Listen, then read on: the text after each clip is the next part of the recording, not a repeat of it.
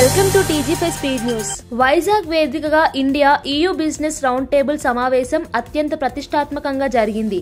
Netherlands, France, Germany, Armenia వంటి పలు దేశాల నుంచి పరిశ్రమల ప్రతినిధులు పాల్గొని పెట్టుబడులు, సుస్థిరాభివృద్ధి దిశగా కీలక అంశాలపై చర్చించారు. ఈ సందర్భంగా జరిగిన ఇంటరాక్షన్ సెషన్లో సీఎం చంద్రబాబు నాయుడు ప్రసంగిస్తూ గ్రీన్ ఎనర్జీ ప్రాముఖ్యతను రంగురంగుల ఉదాహరణలతో వివరించారు. భూతాపం వేగంగా పెరుగుతోందని, క్లౌడ్ బరస్ట్ వంటి విపత్తులు ప్రపంచాన్ని కుదిపేస్తున్నాయని హెచ్చరించారు. ఒకే చోట భారీ వర్షపాతం నమోదవటం వంటి పరిస్థితులు భవిష్యత్తుకు ప్రమాద సూచికలని చెప్పారు. విశాఖలో ఈ నెల 14-15 తేదీల్లో జరగనున్న CII భాగస్వామ్య సదస్సు కోసం రాష్ట్ర ప్రభుత్వం భారీ ఏర్పాట్లు చేపట్టింది. ఈ ప్రతిష్టాత్మక సమ్మిట్లో గూగుల్తో పాటు పలువురు గ్లోబల్ కంపెనీలు పాల్గొనున్నట్లు భీమిలి ఎమ్మెల్యే గంటా శ్రీనివాసరావు వెల్లడించారు. ఋషికొండ బీచ్ వద్ద రూపొందించిన సైకత శిల్పాన్ని ఆయన పరిశీలిస్తూ మీడియాతో మాట్లాడారు. ఈ సదస్సు సందర్భంగా IT రంగం సహా పలు కంపెనీలకు మంత్రి నారా లోకేష్ ఇవాళ భూమి పూజ చేయనున్నట్లు తెలిపారు. ఈ కార్యక్రమాలు విజయవంతమైతే విశాఖపట్నం పెట్టుబడుల హబ్గా మరింత బలపడుతుందని అన్నారు. కూటమి ప్రభుత్వం తీసుకుంటున్న ప్రోత్సాహక చర్యల వల్ల పరిశ్రమలు తిరిగి ఆంధ్రప్రదేశ్ వైపు చూస్తున్నాయని చెప్పారు. సాంకేతికతను ఆధారంగా చేసుకుని రాష్ట్రంలోని ప్రతి పేదవాడికి సంక్షేమ పథకాలు చేరేలా ప్రభుత్వం కృషి చేస్తోందని మంత్రి శ్రీధర్ బాబు తెలిపారు. అన్ని శాఖల్లో ఆధునిక వ్యవస్థలను అమలు చేస్తున్నామని, పారదర్శకత పెరగడమే కాకుండా పథకాల దుర్వినియోగం పూర్తిగా తగ్గిందని చెప్పారు. జనభారతం, కుటుంబ సమాచార ధృవీకరణ, డిజిటల్ వేదికల ద్వారా లబ్ధిదారులను గుర్తించి ప్రయోజనాలు నేరుగా వారి ఖాతాలకు చేరేలా చర్యలు తీసుకుంటున్నామని వివరించారు.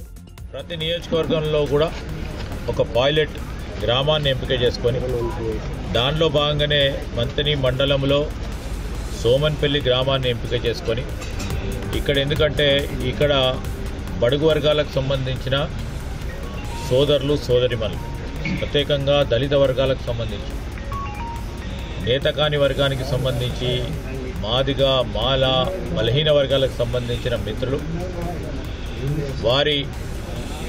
వారందరినీ కూడా గుర్తించి ఈరోజు ఇల్లు లేని నిరుపేదకి ఇవ్వాలనే ఆలోచనతో 228 ఇల్లులు ఇక్కడ నిర్మాణం చేస్తూ ఉన్నాం.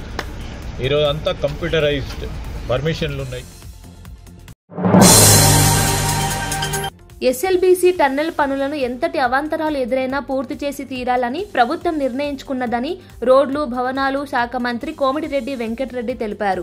ప్రాజెక్టు ప్రాంతాన్ని పరిశీలించిన అనంతరం మీడియాతో మాట్లాడిన మంత్రి ఈ టన్నెల్ ఆంధ్రప్రదేశ్ మరియు తెలంగాణ రెండింటికి నీటి కోసం కీలకమైందని గుర్తు చేశారు.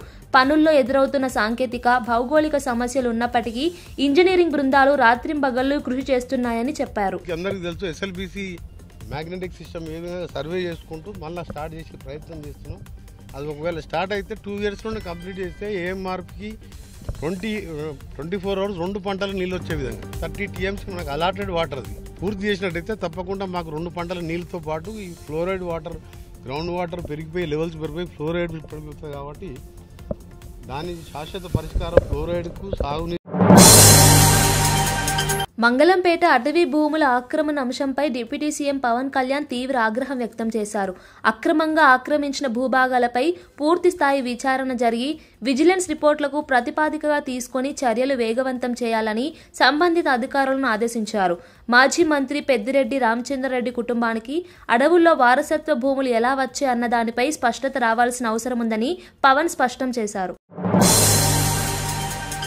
హీరో విజయ్ దేవరకొండ హీరోయిన్ రష్మిక గురించి చెప్పిన మాటలు వేడుకకు ప్రత్యేక హైలైట్గా నిలిచాయి. రష్మికను చూస్తే తనకు చాలా ప్రౌడ్గా ఉంటుందని, ఆమె ఎన్ని విమర్శలు వచ్చినా ధైర్యంగా నిలబడటం గొప్ప విషయమని విజయ్ అన్నారు. ఎవరో తనను గెలికితే తాను రివర్స్ అయ్యే వ్యక్తినైనా రష్మిక మాత్రం ఎవరెన్ని మాటలన్నా పట్టించుకోకుండా తన పని తాను చేసుకుంటూ ముందుకు వెళ్లే లక్షణం ఉందని తెలిపారు. రష్మి ఏంటంటే ప్రపంచం ఎన్ని మాటలన్నా ఏదన్నా రోజు she just puts one step ahead of the other, goes to work, she still chooses kindness every day, and she's like, I don't want this world to change me. And I used to tell her, breathe, because you're not going anywhere, you're going to be here for a long time. One day the world is going to see you for who you are. someday with time, give it time, you just do your thing and the world will see you. And Rashi, I don't know if it has already happened, if it's happening, if it will happen in the future, but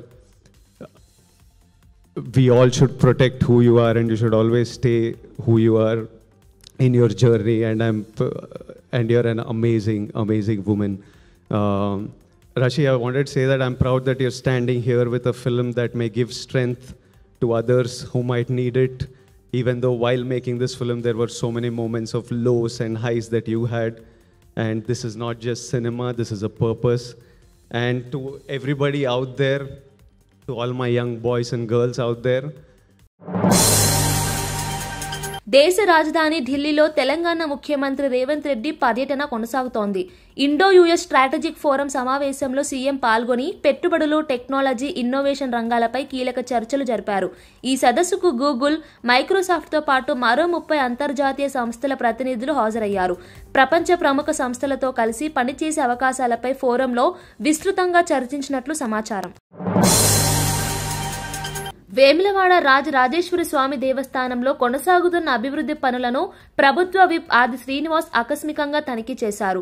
ఆలయ ప్రాంగణంలో జరుగుతున్న నిర్మాణాలు, సౌకర్యాల విస్తరణ, యాత్రికుల సేవలకు సంబంధించిన పనుల పురోగతిని ప్రత్యక్షంగా పరిశీలించారు. అనంతరం సంబంధిత అధికారులను ప్రశ్నించి ప్రతి విభాగంలో జరుగుతున్న పనుల వివరాలను అడిగి తెలుసుకున్నారు. ఆలయం ప్రతిరోజు వేలాది మంది భక్తులను ఆహ్వానించేదని, అందుకు సరిపోయే విధంగా పనులు వేగంగా, నాణ్యంగా జరగాలని ఆదేశించారు. అన్నమయ్య జిల్లాలోని ప్రముఖ పర్యాటక కేంద్రం హార్స్లీ హిల్స్ ను రాష్ట్ర ఆరోగ్య శాఖ మంత్రి సత్యకుమార్ యాదవ్ సందర్శించారు.